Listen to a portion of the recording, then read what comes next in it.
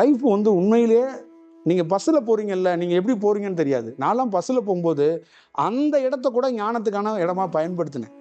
நிறைய அந்த government seat உட்காந்து போகும்போது ஒரு ஜன்னலில் அப்படியே உட்காந்து என்னுடைய முழு செயலும் ஒரு ஆகாயத்துக்கு எனக்கான தொடர்பை, ஒரு நட்சத்திரத்தை 2 மணி நேரமெல்லாம் ஃபாலோ பண்ணியிருக்கிறேன். ஒரு நிலவை பார்த்துக்கிட்டே ஒரு 2 ஹவர்ஸ் எல்லாம் நான் பயணம் பண்ணியிருக்கிறேன். ஒரு மேக கூட்டங்களை பார்த்துட்டு நான் ட்ராவல் பண்ணியிருக்கிறேன். இதெல்லாம் ஒரு ப்ளசண்ட்டாக நான் எடுத்துக்கிட்டேன் என் லைஃப்பில். இதெல்லாம் உங்களுக்கு எதுக்கு சொல்கிறேன்னா, அந்த லைஃப்பில் வறுமைங்கிறதெல்லாம் தூக்கி போட்டுருங்க. நீங்கள் ரசிக்க தொடங்கிட்டீங்கன்னா, பார்க்க தொடங்கிட்டீங்கன்னா, லைஃபு உண்மையிலே கோல்டு. அது ஞானம் பெறதுக்கு முன்னாடியே உங்களை ஒரு தெளிவடைய வச்சிரும். பார்த்துக்கங்க.